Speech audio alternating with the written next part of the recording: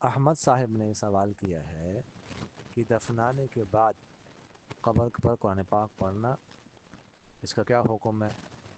اور یہ کہا جاتا ہے کہ اتنی دیر بیٹھنا چاہیے، پڑھنا چاہیے جتنی دیر میں ایک اونٹ ذبح کیا جائے۔ اس کے بارے میں دیکھیے گا، ایک تو ہے نا سورہ بقرہ کی ابتدا آخری آیات تلاوت کرنے سے پہلے بھی اس کے بارے میں تو پہلے بھی میں عرض کر چکا ہوں کہ عبداللہ بن عمر رضی اللہ عنہ کی روایت سے وہ ثابت ہے۔ یہ جو بات ہے کہ اتنی دیر بیٹھے رہنا کہ اس میں اونٹ ذبح کیا جائے، ذبح ہونے کے بعد پھر یعنی گویا اس کے گوشت کو تقسیم کیا جائے پکا کر، یہ آپ صلی اللہ علیہ وسلم سے تو مروی نہیں ہے، البتہ